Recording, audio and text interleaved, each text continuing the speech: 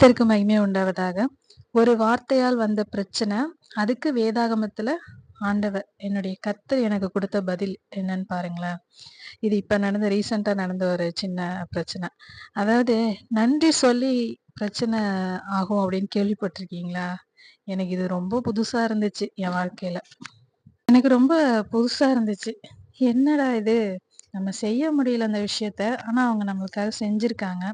So ரொம்ப நன்றி அப்படின்னு நான் சொன்னதுக்கு, அவங்களோட பதில் எப்படி இருந்தது அப்படின்னா, "நீ என்ன எனக்கு நன்றி சொல்றது? நீ அவ்வளோ பெரிய ஆளாயிட்டியா?"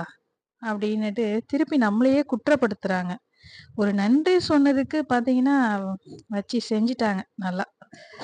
கேட்டா, "நீ நன்றி சொல்லாம இருந்திருந்தா பிரச்சனையே இல்லன்னு" சொல்ட்டு, இன்னும் நம்மளோட வெல் விஷயத்தையெல்லாம் நம்மள பிரச்சனைய ஏற்படுத்துறாங்க. அப்பதான் புரிஞ்சுச்சு, அவங்க நம்ம மேல எவ்வளோ பொறாமையா இருக்காங்க அப்படின்னு சொல்லிட்டு. அப்பதான் ஆண்டவர் நம்மட்ட பேசினாங்க. "ஒரு வார்த்தை நிமித்தம் மனுஷனை குற்றப்படுத்தி, நியாய வாசலில் தங்களை கடிந்து கொள்ளுகிறவனுக்கு கண்ணி வைத்து, நீதிமானாய் நிர்நிமித்தமாய் துரத்தி, இப்படி அக்கிரமம் செய்ய வகை தேடுகிற யாவரும் சங்கரிக்கப்படுவார்கள்." இப்படி அக்கிரமம் செய்ய வகை தேடுகிற யாவரும் சங்கரிக்கப்படுவார்கள். அதாவது இத மாரி மனுஷங்க இருக்காங்க அப்படின்னு நம்ம லைஃப்ல நம்ம அனுபவத்துல தான் தெரியுது. ஆனா வேதாகமத்துல பார்த்தீங்கன்னா, இதா இது ஏற்கனவே தெரிஞ்சிருக்கு. இப்படியெல்லாம் மனுஷங்க இருக்காங்க. இவங்கெல்லாம் கண்டிப்பா ஒரு நாள் கஷ்டப்படுவாங்கன்னு வேதாகமத்துல நமக்கு ஆண்டவர் முன்னாடியே எழுதி வச்சிருக்காருங்க.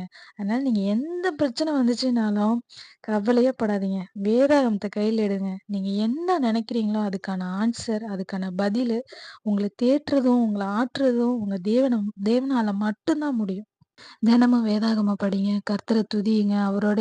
அவரோட இணைஞ்சு இருங்க. அந்த லைஃபே ரொம்ப பியூட்டிஃபுல்லா இருக்கும்.